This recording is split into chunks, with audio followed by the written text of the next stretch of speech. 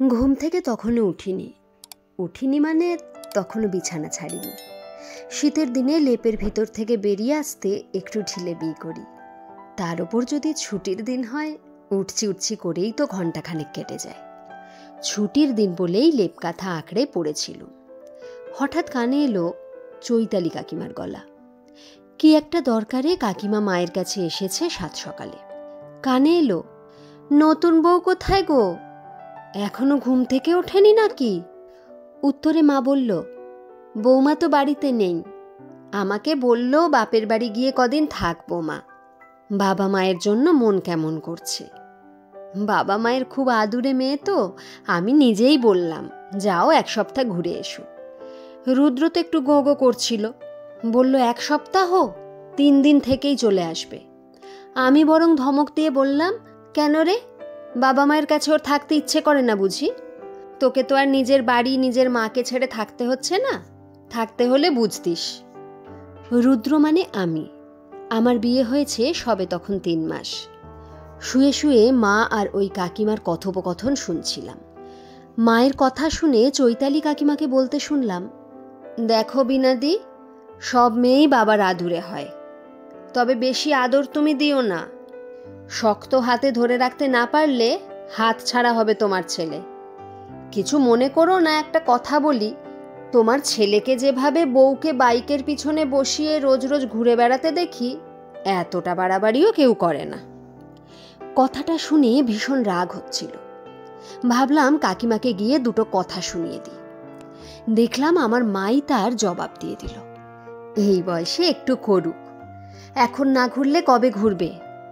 জানো, আমার ছেলেটা ঠিক ওর বাবার মতোই। ওর বাবাও বিয়ের পর আমাকে নিয়ে একটু আধটু ঘুরতে যেত, কিন্তু আমার শাশুড়ির জন্য আমাদের সে শখ পূরণ করতে পারিনি। উনি পছন্দ করতেন না, কোথাও বেরোলেই ভীষণ অশান্তি হতো। আমার স্বামীও তখন অশান্তির ভয়ে আর যেতে চাইতো না।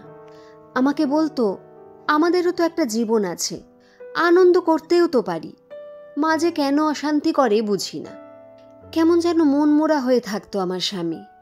আমি বুঝতে পারতাম ওর মানসিক অবস্থা, কিন্তু আমিও নিরুপায়। ওই যে শাশুড়ির ভয়। বিয়ের 5 বছর পর রুদ্র হলো। ঘুরতে বেরোনোর কথা তো ভুলেই গেলাম। ছেলে একটু বড় হতেই ভাবলাম ঝাড়া হাত পা হলাম, এবার তো যাওয়া যেতেই পারে।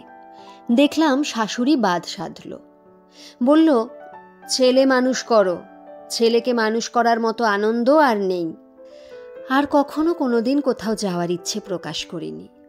তখন রুদ্রর বাবার সামান্য একটা চাকরি, আর্থিক অবস্থা অতটা ভালো ছিল না। জীবনে সেভাবে কোনো সুখই পেল না মানুষটা। যতটুকু করে গেছে সংসারের মানুষগুলোকে ভালো রাখার জন্য। প্রতি বছর দুর্গাপুজোতে সবার জন্য কিনলেও নিজের জন্য কিছু কিনত না। অথচ এমন ভাগ্য দেখো, ছেলে ভালো চাকরি পেল, কত সুখ এখন, অথচ সে মানুষটাই নেই। এই যে ছেলের বিয়ে দিয়েছি, এই যে ওরা ঘুরে বেড়াচ্ছে, আনন্দ করছে, এতেই আমার সুখ শান্তি। যেটা ওর বাবা পারেনি সেটা ছেলে করতে পারছে তো। আমি বুঝি ছেলের বউয়ের সাথে ভালো ব্যবহার করা মানে নিজের ছেলেকেই ভালো রাখা। সেটা তখন আমার শাশুড়ি বোঝেনি। আমাকে জব্দ করতে গিয়ে তো নিজের ছেলের সুখটাকে কেড়ে নিয়েছে।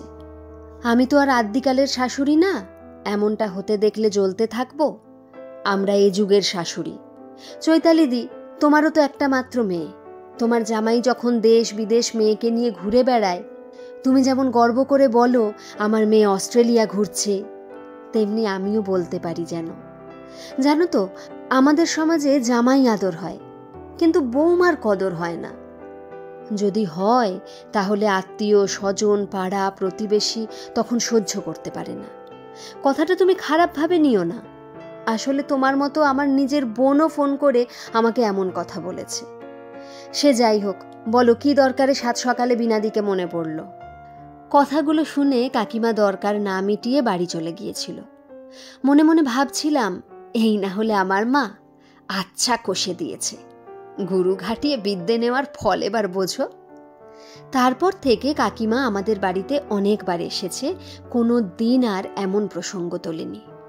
তবে মায়ের এই আধুনিক চিন্তাধারাটা চিরকালের, সেই কোন ছোটবেলা থেকে দেখে আসছি। ছোটবেলার একটি ঘটনার কথা খুব মনে পড়ে। মায়ের সঙ্গে আমার ঠাকুমার সে কি ঝামেলা। মা কোথাও একটা যাবে সেদিন। মা বলল, দুপুরে খাওয়া হয়ে গেলে এঁটো বাসনটা ধুয়ে রাখিস, আমার জন্য ফেলে রাখবি না। মায়ের কথা শুনে ঠাকুমা বলল, তুমি ছেলেকে দিয়ে ঘরের কাজ করাচ্ছ? মনে রেখো, ও ছেলে, মেয়ে নয়। মা বলেছিল, ওই জন্যই ওকে করতে বলছি।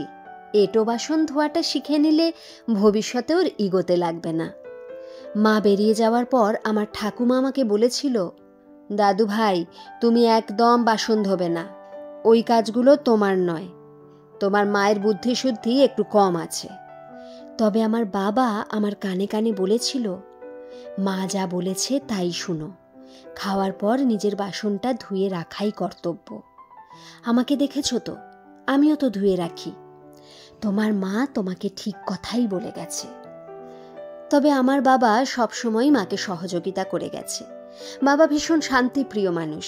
ঠাকুমার ঝামেলা অশান্তির ভয়ে অনেক সময় চুপ থাকলেও সঠিক শিক্ষাটাই বাবা আমাকে দিত। নিজের ভালো থাকা নয়, ভেবেছে পরিবারের মানুষগুলোর ভালো থাকার কথা।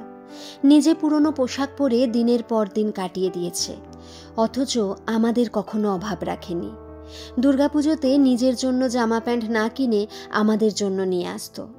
মনে আছে একবার কিছু টাকা জমিয়েছিলাম। একসঙ্গে অনেকগুলো খুচরো টাকা দেখে মা জিজ্ঞেস করেছিল, একসঙ্গে এতগুলো টাকা কোথায় পেলি? বলেছিলাম, জমিয়েছি, বাবাকে আমি একটা জামা কিনে দেব। এমন কথায় বাবার চোখে জল দেখেছিলাম। বাবা ভীষণ খুশি হয়েছিল।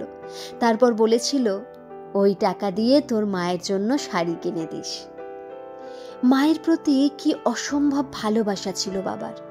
তবে বাড়ির প্রতিটা মানুষকে কিভাবে ভালো রাখা যায়, এই শিক্ষাটা আমার বাবার থেকে পাওয়া। ছোটবেলায় ভাবতাম আমিও বড় হয়ে ভালো চাকরি করে আমার বাবাকে দামি দামি পোশাক পরাবো, কিন্তু সে সৌভাগ্য হলো না। তার আগেই বাবা চলে গেলেন। তবে মায়ের জন্য চেষ্টা করি সবটুকু দিতে। মাকে ইচ্ছে মতো সাজাই। মায়ের ভালো থাকা মানেই ওপর থেকে বাবার আশীর্বাদ পাওয়া, এটা আমি ভীষণভাবে মানি। মাকে সাজানোর কথা বলতে গিয়ে একটা কথা মনে পড়ে গেল। আমার বিয়ের ঠিক 3 দিন পরের একটা ঘটনা। রুক্মিণী আমাকে বলল, তুমি তো মায়ের ব্যাপারে বেশ কেয়ারফুল। শুনলাম মাকে তুমি সোনার বালা করে দিয়েছ বিয়ে বাড়িতে পরার জন্য।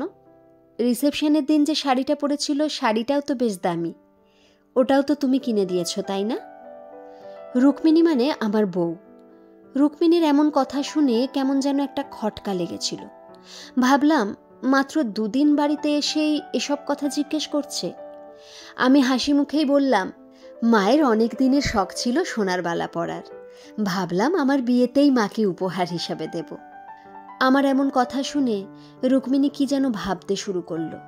দেখলাম কথাটা শোনার পর মনটা ওর বিষণ্ণ হয়ে গেল। মনে হলো খুশি হলো না। জিজ্ঞেস করেছিলাম, মাকে দিয়ে কি কিছু ভুল করেছি? কথাটা শুনেও বলল, মাকে এরকম করে সাজাতে তো সবাই পারে না। আসলে তুমি ঠিক আমার বাবার মতো। আমার বাবাও আমার ঠাকুমার জন্য ঠিক এইভাবেই করত। তোমার এই দায়িত্ব দেখে এত ভালো লাগলো বলে বোঝাতে পারবো না। আসলে আমার ঠাকুমা 3 বছর আগে মারা গেছেন। তুমি এটা বলতে আমার নিজের ঠাকুমার কথা মনে পড়ে গেল তো, তাই একটু। খুব খুশি হয়েছিলাম এমন কথা শুনে। ভালো পরিবার মানে ভালো শিক্ষার আধার। তাই হয়তো এই ব্যাপারটা ওর চোখে শোভন ঠেকেছে। আজ 4 বছর হয়েছে আমাদের বিয়ে হয়েছে। মায়ের আধুনিক ধারার সাথে আমার বউও সমান তালে তাল মিলিয়েছে। আমার সাধ্যমতো আমি যে একাই আমার মাকে সাজাই তা নয়, আমার বউও আমার মাকে সাজিয়ে তোলে। আবার ওই বাড়িতেও মানে আমার শ্বশুর শাশুড়ির দায়িত্ব দুজনেই পালন করছি। আমার মা আমার শ্বশুর মশাইকে বলে, বেয়াই মশাই এই বাড়িতে চলে আসুন, একসঙ্গে থাকি বরং। শ্বশুর মশাই বলেন, সময় হলেই ঠিক চলে যাব। তবে রুক্মিণীকে নিয়ে আমার ভীষণ গর্ব হয়। সংসারে এত সুন্দর ব্যালেন্স করে চলে, মনে হয় সব ভালো গুণগুলো ঈশ্বর ওর মধ্যে দিয়ে পাঠিয়েছেন। আজকাল বৌমার পাল্লায় পড়ে আমার মা চুড়িদার পরা থেকে শুরু করে বিউটি পার্লার পর্যন্ত দৌড়াচ্ছে। তবে বাবার জন্য দুঃখ হয়, যে মানুষটা আমাদের জন্য এত করেছে সেই মানুষটার আমাদের সাথে থাকা হয়নি। বাবা মারা যাওয়ার পর আমি মায়ের জন্য ভালো ভালো শাড়ি কিনে আনতাম। মা পরতে চাইতো না। মা বলতো, তোর বাবা যদি আজ থাকতো তাহলে সে মানুষটাও তো একটু সুখ ভোগ করতে পারত। বাবার জন্য কিছু করতে পারিনি বলে একটা দুঃখ আমিও পেতাম সব সময়। তারপর একদিন মা বলল, তোর বাবার জন্য করতে পারিসনি, সে দুঃখ পূরণ হবে। যাদের কিছু নেই তোর সাধ্য মতো তাদের জন্য কিছু করিস, ওতেই তোর বাবার আত্মা শান্তি পাবে। মায়ের এমন আধুনিক চিন্তাকে আমি শ্রদ্ধা জানিয়ে বলেছিলাম, ঠিক বলেছ মা, ওটাই হবে আমার উচিত কাজ।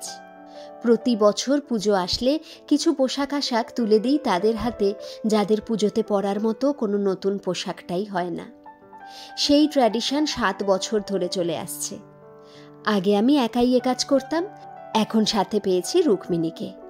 1 বছর হলো রুক্মিণী চাকরি পেয়েছে। আমার মা বলে, আধুনিকতা পোশাক আশাক কথাবার্তায় আসে না, আসে আচারে, ব্যবহারে, মনে মননে, চিন্তা ভাবনায় আর সঠিক কাজের মধ্যে দিয়ে। পরিবার হলো এমন এক পাঠশালা, যে পাঠশালায় বাবা মা হলেন জীবন্ত দুটো বই। তাদের আধুনিক শিক্ষাতেই জীবন সুন্দর হয়ে ওঠে। গল্পটা কেমন লাগলো একটা কমেন্ট করে কিন্তু অবশ্যই জানাবেন। আর যদি ভালো লেগে থাকে তাহলে প্লিজ একটা লাইক করে দেবেন। আর এই চ্যানেলে যারা নতুন তারা চ্যানেলটাকে সাবস্ক্রাইব করে আমাদের পাশে থাকবেন প্লিজ। ধন্যবাদ।